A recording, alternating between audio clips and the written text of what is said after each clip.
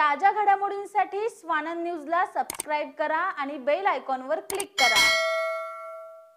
बदलापूरमध्ये प्रेमसंबंधातून एक 16 वर्षीय मुलगी गरोदर राहिल्याचा प्रकार समोर आलाय। या प्रकरणी मुलीच्या वडिलांच्या फिर्यादीवरून प्रियकराविरोधात बलात्कारासह पोक्सोचा गुन्हा दाखल करण्यात आला असून आरोपी कांबळे याला बदलापूर पूर्व पोलिसांनी बेड्या ठोकल्यात। बदलापूर पूर्व परिसरात राहणाऱ्या एका 16 वर्षीय अल्पवयीन मुलीचे 20 वर्षीय कांबळे याच्यासोबत प्रेमसंबंध होते। यातूनच त्यांच्यात शारीरिक संबंध प्रस्थापित होऊन त्यातून ही मुलगी गरोदर राहिली। मुलीच्या पोटात दुखत असल्याने कुटुंबियांनी तिला दवाखान्यात नेलं असता ती गरोदर असल्याचं उघड झालं। यानंतर पालकांनी तिला विश्वासात घेऊन विचारलं असता तिने कांबळेचं नाव सांगितलं।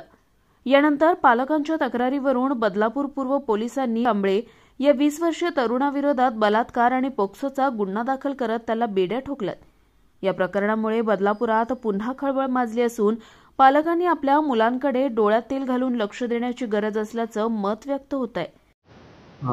काल एक फिर्यादी त्यांच्या मुलीसह पोलीस ठाण्यामध्ये हजर झाले। त्या व्यक्तीने त्यांच्या अल्पवयीन मुलीबरोबर एका मुलाने